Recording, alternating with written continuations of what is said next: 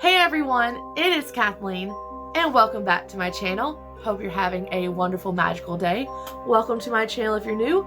Welcome back if you're not. Wow, it feels really good to say that. It has been a hot minute since I have uploaded on this channel.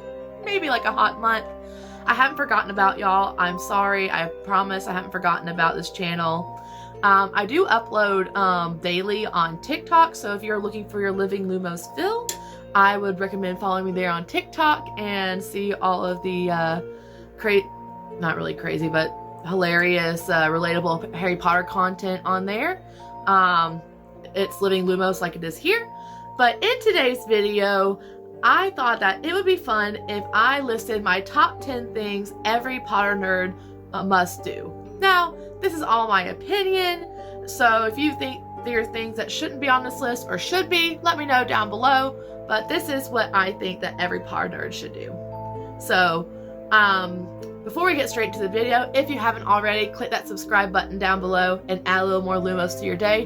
We are on the road to 300 subscribers, and it would mean the world to me if you subscribe and join this small little community of Potter nerds. Alright, I'm going to stop talking and let's get straight into the video.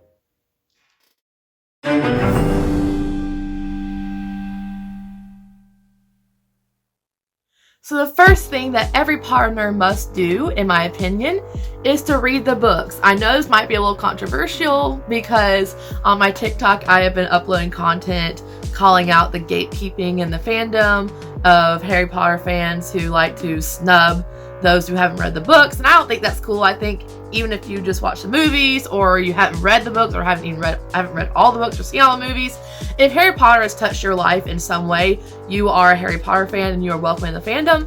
But I really do recommend reading the books. I think that there's so much more content in the books than in the movies, and a lot more context for things you see built up in the movies that you wouldn't really understand if you didn't read the books. So I think that it is a must-do for every Potter nerd to do. Don't have to do it, but highly recommend. I love the books. There's 7 of them. They're really, I would say they're pretty easy reads depending on what level you are. I mean, I read a majority of the books when I was still in grade school.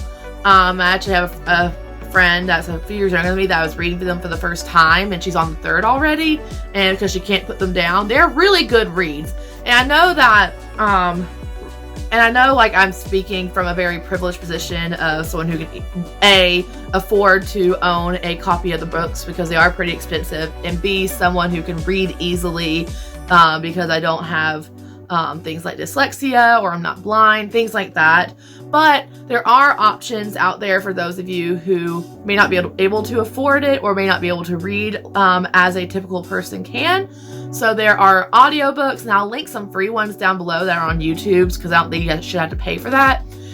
For those who may not be able to go out and buy the books, I totally recommend going to a library. I think our library is still doing checkouts with COVID. I'm not sure. I haven't been to a library in years.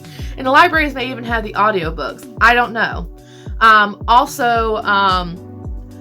I've actually seen a lot of Harry Potter books at not thrift stores, but flea markets, and they're usually pretty good prices. I actually found this copy. This isn't my childhood copy, but this is a copy I found, and it was let's see, what was it? How much did I pay for this? I think it was $4, which is a really good price for this book. So look around at your local flea markets and you can find a good price for it. And if you buy it secondhand, the profits don't go to J.K. Rowling. Just saying. So yes, read the books. That was a really long-winded explanation. So the number 2 thing that every Potter nerd must do is watch the movies. Marathon them or watch them a little bit at a time. And that includes all the movies, not just Harry Potter 1 through 7 Part 2, but also the Fantastic Beasts movies.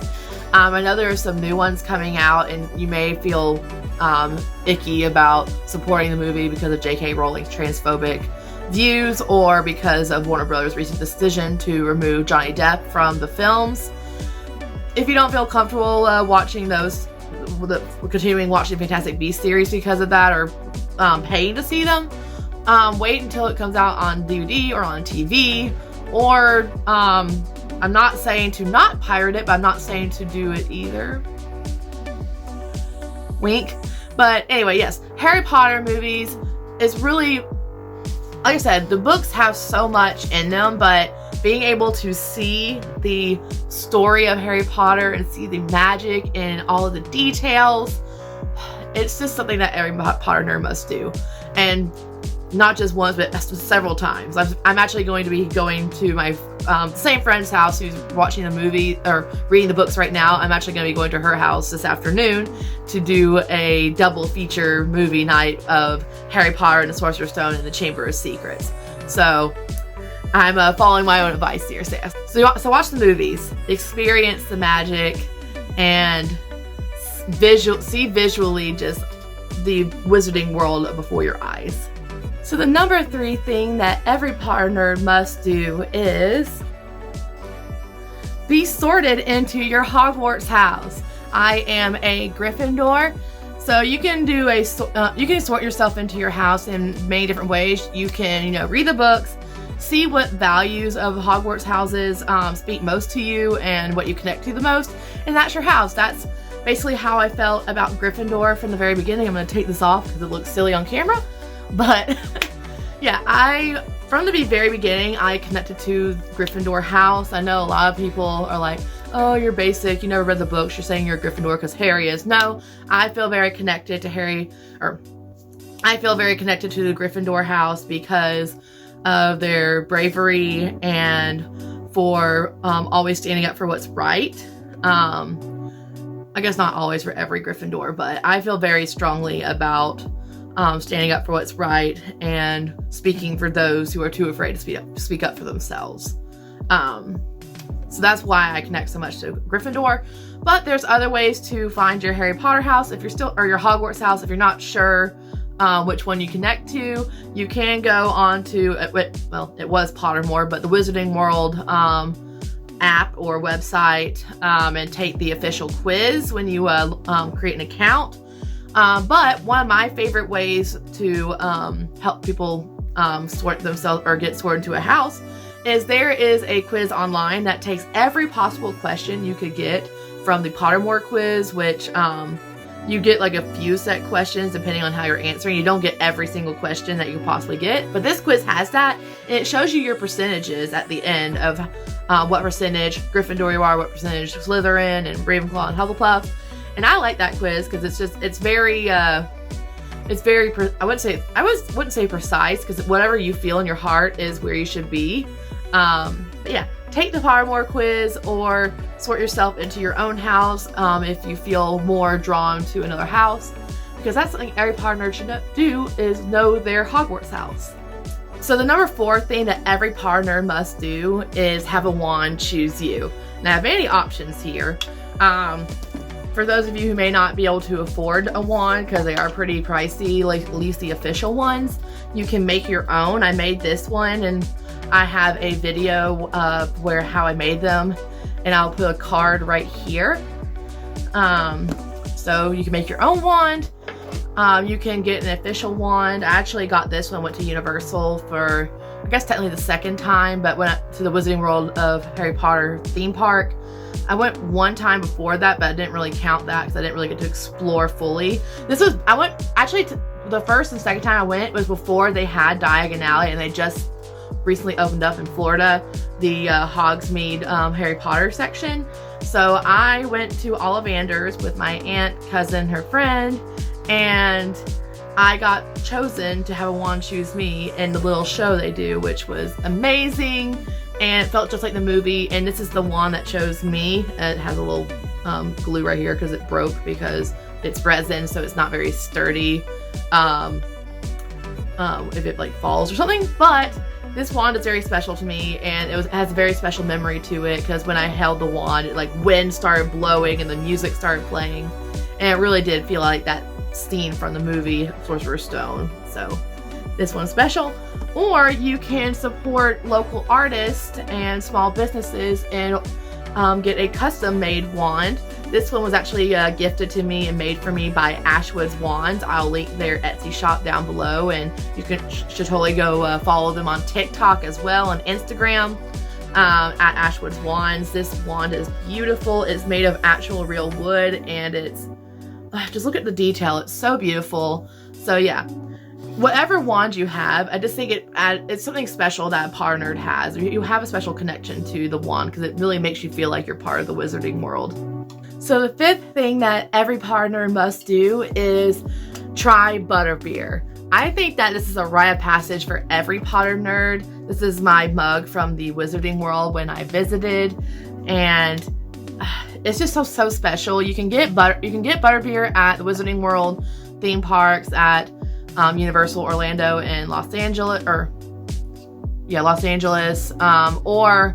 I think the other Universal locations. You can also try Butterbeer at the Warner Brothers tour experience in London, where you can tour the sets of Harry Potter. But yeah, Butterbeer that's where you can get it. You can also make it yourself, and I'll put a card right here of my favorite Butterbeer recipe. But no matter where you try it or if you make it yourself, I just think it's a very special thing that gives us a taste.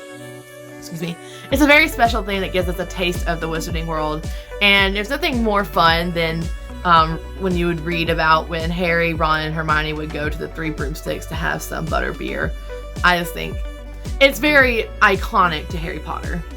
So the number 6 thing that every Potternerd must do, along the same lines of experiencing the taste of the wizarding world, is have a chocolate frog. Because what is more iconic than a chocolate frog from Harry Potter? This isn't a real chocolate frog. It's a chocolate frog ceramic box. It looks like the packaging, but I got this from Universal one of the last times I went. But chocolate frogs are so iconic and delicious if you like chocolate. Even if you don't like chocolate, the packaging is really pretty. You can actually order you don't have to go to the Wizarding World theme parks or Warner Brothers experience to get a chocolate frog. You can actually order them off their website. So I'll put a link down below to where you can order chocolate frogs the traditional way, or if you don't want to spend like the $11 that it costs, they're really pricey. Like anything that's Harry Potter, like official licensed merchandise or candy, it's gonna be very expensive. Another way you can experience chocolate frogs, the experience is, I know that Five Below and other shops have the I think also like Books A Million and Barnes & Noble will carry them. They have little small they're like chocolate frogs, but they're different than the official one. They are like little rice chocolate, like chocolate with like Rice Krispie in it. It's really delicious. I think they're great. And they do come with little collectible cards as well that are hologram, where they move and stuff like a chocolate frog card would. So there's that option as well if you don't want to pay the hefty price of the official ones. So just look up for those in your local Five Belows, Books A Millions, Barnes & Noble, wherever else they might sell them. The number 7 thing that every Potternerd must do is, this one may be really hard for some people because it's not that cheap, but if you have the means to do that, I think that every Potternerd must go to the Wizarding World of Harry Potter theme park at least once, whether it's at the Universal's resort in Orlando or in California or in other parts of the world. I think that it is an experience that every Potternerd must experience. Like, it is so, I can't even put the words how exciting it is. When I first visited, I cry every time I see the castle. I could stare at it all day. Like, it's amazing to, it's one thing to read the book and visualize yourself there. It's one thing to watch the movies and see that magic brought to life. But it's a completely different thing when you're surrounded in real life by what you have read in the books and seen in the movies. It's so amazing. Like I said, with my experience having a wand choose me in Ollivanders and going into Honeydukes and seeing the castle, going through Diagon Alley, riding the Hogwarts Express in Orlando, like, it's just there's some experiences that just last or have lasting impacts on you, and I think every Potternerd deserves to experience that magic. And I've never been to the Warner Brothers studio tour experience, but that's something that's on my bucket list, so I guess I'll slide that in here, because that's another way, because you're basically gonna see like actual real-life sets of Harry Potter that has the same kind of magical effect. I wouldn't know because I've never been. That's on my bucket list. But yeah, experience the Wizarding World IRL. That is, I guess, what you could sum this up as, if you're able to. I know that going to theme parks is super expensive, and that's a very privileged thing for me to put in here. I am aware of that, and I understand that, but I think it's something that every Potternerd should have on their bucket list. So the number 8 thing that every Potternerd must do, is, we're hitting the books again, is to read other Harry Potter readable content. So I have these right here, which are from the Hogwarts Library collection. We have Fantastic Beasts and Where to Find Them, The Tales of Beedle the Bard, Quidditch Through the Ages. I think you should consume whatever Harry Potter readable content there is. I love these because they're books that exist within the books of Harry Potter. There's also books that are like the Artifact Vault, Magical Places, like basically books that talk about the behind the scenes of Harry Potter. I think those are fascinating as well. The illustrated editions, I don't know. I can't recommend enough just expanding your Harry Potter library or Harry Potter universe knowledge by reading these, and just, I don't know, filling your soul with more Harry Potter trivia knowledge.